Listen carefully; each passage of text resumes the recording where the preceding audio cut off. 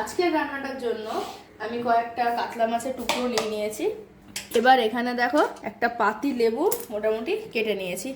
একটা গোটা পাতি লেবুর রস এর মধ্যে দিয়ে দেবো। এর মধ্যে দিয়ে দেবো একটু বেশি করে নুন, যেহেতু মাছের পিসগুলো একটু মোটা আর বড়, সেই কারণে একটু বেশি করেই নুন দিয়ে দিচ্ছি। দিয়ে ফার্স্ট স্টেজ ম্যারিনেশন করে এটাকে আমি মোটামুটি 15-20 মিনিটের জন্য এমনি ছেড়ে দেবো। মাছটা বেশ অনেকক্ষণ ম্যারিনেট করে রেখে দিয়েছিলাম। এবার একে একে মাছগুলোকে একটুখানি ভেজে নেব। একটু বেশি সময় ম্যারিনেট করে রেখেছিলাম যাতে মাছগুলো খুব সুন্দরভাবে নুন টুনগুলো ঢুকে যায়।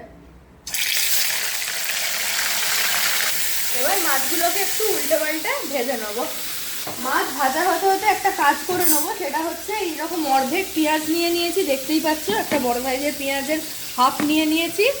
এখানে পছন্দ মতো ঝাল অনুযায়ী কয়েকটা কাঁচা লঙ্কা নিয়ে নিয়েছি, 4টে দিলাম। আদা রসুন আমার এখন ফিল করতে ইচ্ছা করছে না, তো এই আদা রসুনের পেস্ট অল্প একটুই লাগবে যেহেতু, তাই অল্প করে একটুখানি দিয়ে দিলাম। ওই আদা রসুনের পেস্ট দিলে 1 চামচ মতো লাগবে।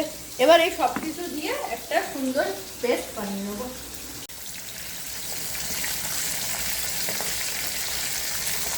মাছ ভাজা হতে হতে এখানে আমি অল্প একটু গন্ধরাজ লেবুর খোসা গ্রেট করে নিয়েছি, এটাকে তুলে রাখছি, কারণ এই কাজটা একটু ধৈর্য নিয়ে সাবধানেই করতে হবে, কারণ এই সাদা অংশটা চলে আসলে কিন্তু তিতো হয়ে যাবে। অন্যদিকে মাছ ভাজা হয়ে গেছে, আমি একে একে মাছগুলোকে একটু তুলে নেব।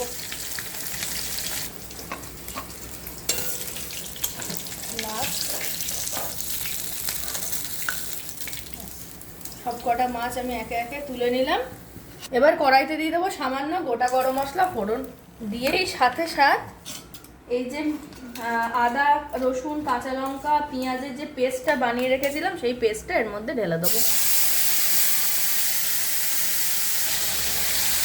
দিয়ে সবার প্রথমে এই মশলাটাকে আগে একটুখানি কষিয়ে নেবো। তো এই মশলা কষানো হতে হতে আমি আর একটা মশলা বানিয়ে নেবো, কারণ আজকে আমি বানাচ্ছি গন্ধরাজ কাতলা। তো গন্ধরাজ লেবু দেখেই মোটামুটি সবাই বুঝে গেছো, তার জন্য আমি নিয়ে নিয়েছি 2 চামচ মতো টক দই। তার মধ্যে দিয়ে দেবো 1 চামচ পোস্ত, 2 চামচ মতো চারমগজ, আর 4টে মতো কাজু বাদাম। আর এর মধ্যে দিয়ে দেবো সামান্য নুন, আর দিয়ে দেবো অল্প একটুখানি চিনি। এবার এই সব কিছুকে একসাথে মিশিয়ে এগেন আর একটা ফাইন পেস্ট বানিয়ে নেবো। তো মশলা মোটামুটি কষে এসছে হালকা, এবার এর মধ্যে দিয়ে দেবো অল্প একটু নুন,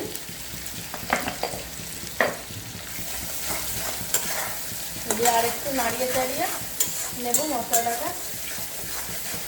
এই রান্নায় আমি হলুদ ব্যবহার করছি না, তোমরা চাইলে হলুদ ব্যবহার করতেই পারো। তো অনেক দিন মাছ কিছু রান্না করিনি, তা ভাবলাম আজকে একটু মাছ রান্না করি। আর এইদিকেই দেখছো সুন্দর একদম ফাইন পেস্ট হয়ে গেছে। জেনারেলি অন্য কোনো রান্নার ক্ষেত্রে দই মিক্সিতে যদি পেস্ট করো তাহলে একটু পাতলা জলের মতো হয়ে যায়, মানে দই আর জলের বন্ডটা কেটে দুটো সেপারেট হয়ে গিয়ে একটা মানে খুব পাতলা ওয়াটারি টাইপের হয়ে যায়। বাট এই রান্নার ক্ষেত্রে ওরকম ওয়াটারি হয়ে গেলে কোনো সমস্যা নেই। গ্রেভি যতটা স্মুথ হবে ততই দেখতে আর খেতে দুটোই ভালো লাগবে। মানে এই রান্নার ক্ষেত্রে ওই দইয়ের ওই দানা দানা ব্যাপারটার কোনো দরকার নেই। ব্যাস এবার দিয়ে দেবো পেস্টটা।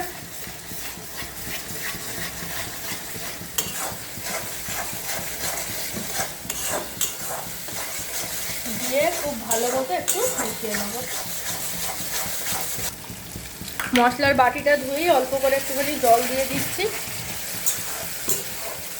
ব্যাস, এবার আর কিছুই না, এবার পুরো জিনিসটা একটুখানি ফুটবে, তারপরে এর মধ্যে মাছগুলো দিয়ে দেবো। তোমরা চাইলে নিজেদের রিকোয়ারমেন্ট অনুযায়ী আর একটু জল অ্যাড করতেই পারো, আর অবশ্যই করে এই পর্যায়ে কিন্তু নুন ঝালটা একটু দেখে নিও। তো ঝোল ফুটে গেছে, আমার যতখানি ঝোলের দরকার ছিল আমি সেই মতনই জল দিয়েছি। এবার একে একে মাছগুলোকে দিয়ে দেবো আলতো হাতে। মাছ দিয়ে বেশিক্ষণ ফোটানোর দরকার নেই। মাছ দেওয়া হয়ে গেলেই একই সঙ্গে কয়েকটা চেরা কাঁচা লঙ্কা আমি এর মধ্যে দিয়ে দেবো, আর দুটো এমনিই দিলাম গোটা। তার সাথে সাথেই দিয়ে দেবো গন্ধরাজ লেবুর রস, পুরো হাফ একটা গন্ধরাজ লেবু দিয়ে দিয়েছি। দিয়ে একটুখানি মিশিয়ে নেব।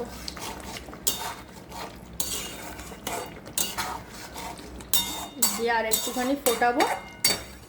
মাছ তো ভাজাই আছে, কিন্তু তাও আর একটুখানি ফুটিয়ে সেদ্ধ করে নেবো মাছগুলোকে। তো দেখতেই পাচ্ছ আমাদের গন্ধরাজ কাতলা কিন্তু তৈরি। শেষে কয়েকটা গন্ধরাজ লেবুর পাতা উপর থেকে ছিঁড়ে দিয়ে দেবো, আর তার সাথে দিয়ে দেবো এই যে গন্ধরাজ লেবুর যেই জেসটা বানিয়ে রেখেছিলাম। ব্যাস, তো তৈরি হয়ে গেছে আমাদের গন্ধরাজ কাতলা। গ্যাসের ফ্লেম এবার অফ করে দেবো। এবারে এটাকে একটা প্লেটে সার্ভ করে নেবো। তো দেখতেই পাচ্ছ একদম পুরো বড় বড় মাছ, একদম সুন্দর। তো এইরকম ভাবে একদিন গন্ধরাজ কাতলা বাড়িতে বানিয়ে খেও। এক কথায় জাস্ট অনবদ্য একটা রেসিপি, মানে এই স্বাদের ভাগ হবে না। গ্রেভিটাই দেখতে পাচ্ছ খুব সুন্দর রিচ আর ঠিক একটা গ্রেভি, ভাত দিয়ে খেতে জাস্ট দুর্দান্ত লাগবে। তো তৈরি হয়ে গেছে আমাদের গন্ধরাজ কাতলা। অনেকদিন পরে আজকে মাছের রেসিপি করলাম। গতানুগতিকভাবে মাছ তো সবাই কম বেশি খায়, তো এরকম ভাবে কাতলা মাছ বানিয়ে নিজের বাড়িতে ট্রাই করো। ডেফিনেটলি বলছি ঠকবে না। মানে কাতলা মাছের প্রত্যেকটা প্রিপারেশনের মধ্যে এইটা এক এবং অনন্য, দারুণ দুর্দান্ত স্বাদের হয়। ভিডিও কেমন লাগলো অবশ্যই কমেন্ট করে জানিও। আর তার থেকেও বেশি খুশি হব যদি তোমরা এই রেসিপিটা বাড়িতে বানিয়ে তারপরে কমেন্ট করো যে কেমন হয়েছে।